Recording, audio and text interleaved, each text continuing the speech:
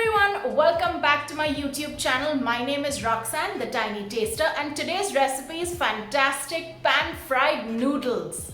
So again, this is an easy Indo Chinese recipe. I know a lot of places add carrot and French bean and things like that. I didn't because I don't like those vegetables.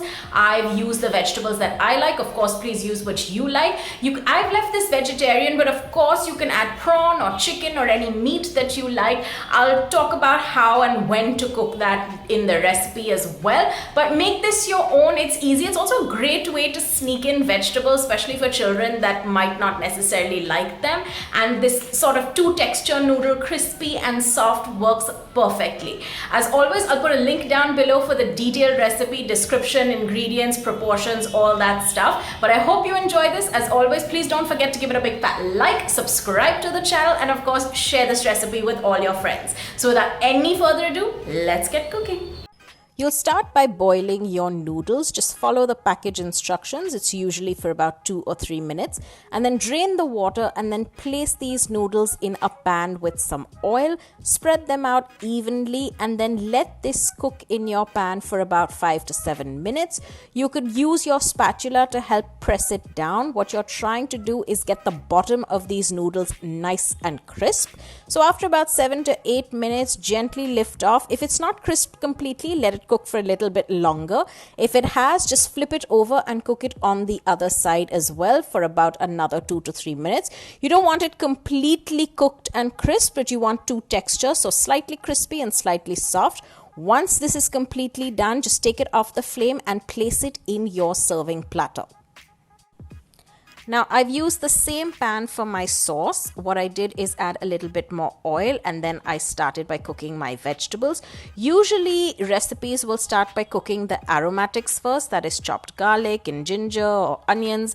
I feel like that burns a little. I had my baby corn. I like to start frying that first because it is a little bit harder and I like to get some char on my vegetables. You know, when you get slight grill marks, it looks a little bit charred, and this actually takes longer to cook, so I started with my baby corn. If you're using any fresher vegetables, if the vegetables take longer to cook, I would use those first before putting in your aromatics even. But if they're light vegetables, then you could just toss it all together. So now after my baby corn has cooked for a couple of minutes and you can see nice grilled marks, I've added in my chopped mushroom. I do the same here because I want to cook these mushrooms on a high flame. Mushrooms tend to release a lot of water and moisture if they're cooking with other vegetables or other ingredients. And I didn't really want that. I don't want them to be super soft. I want them to be slightly grilled or at least have that little grilled texture. So here you can see I've cooked them till they've turned slightly brown, and then I've added in my aromatics. So I'm going to add in my chopped spring onion, the whites of the spring onion, along with some of the greens, and of course my chopped garlic and ginger. And then just toss this about. This will cook really quickly, so you can maybe lower the flame a little bit. Just give it a toss till it turns nice and fragrant. Now, I didn't want this to burn completely, so I've added in my vegetable stock.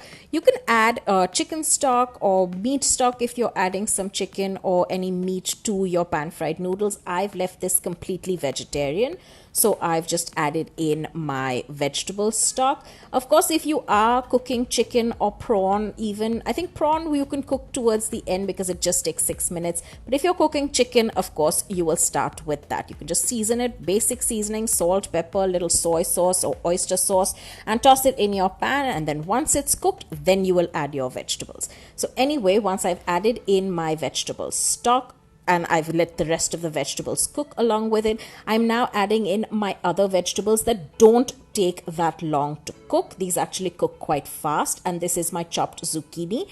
Zucchini, if you overcook it, the color turns a little bit pale, and that's an indication that you might have overcooked it too much. So I want to add this towards the end once the main vegetables have cooked off. So I add this in now. I haven't really seasoned the vegetables or even the stock for that matter, though the stock of course has its own salt. So I've added in a little bit of pepper along with some soya sauce. You could add dark to give it a little bit more color, or even light.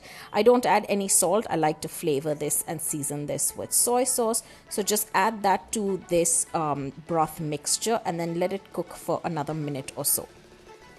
Now this is really a soup at this stage, and I'm going to thicken it up with a corn flour slurry. But before I do that, I'm going to add in the last bit of my vegetables. It's just a little bit of spring onion greens that I've chopped up just to add a little bit more green. And then of course my beloved pak choy. This I add right at the end because it cooks so fast and it doesn't need a lot of time. So I've placed my pak choy in at this stage, and then whilst this soup is boiling, I add in a little corn flour slurry. The only reason for this slurry is to thicken up and make this from a soup to a gravy.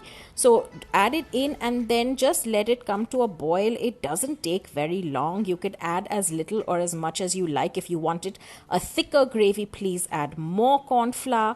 If you want a thinner gravy, which I don't really recommend because you want the gravy to be a little bit glossy and coat your noodles nicely like you would in a restaurant, just add a nice amount of corn flour. I'll leave all the detailed amounts and ingredients down below, so make sure to check out the link to the written recipe.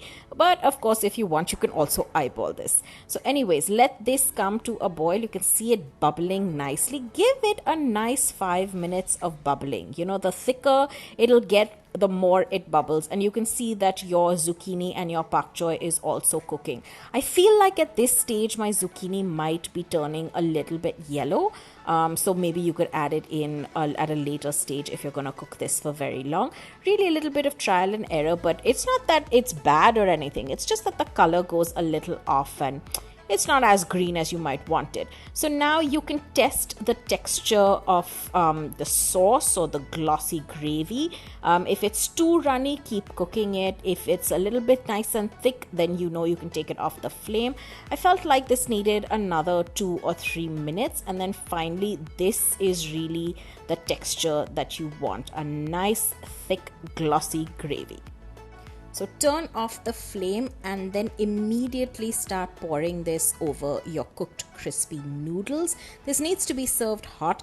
I mean, I'm spooning it over because I didn't want to just topple the pan and drop everything onto the noodles. It would splatter everywhere, and this is very, very hot. So of course, just with your spoon, I would first try and spoon off all the vegetables on top. You can decorate it however you want, really. There's no rule. This is not a dish that is plated so prettily, but just so that you don't burn yourself or have any kitchen accidents, just spoon all your vegetables, or of course if you've added meat to this as well, place your meats on the noodle, and then whatever is the residual or remaining gravy you can pour all over, and that is pretty much it. This is your pan fried noodles.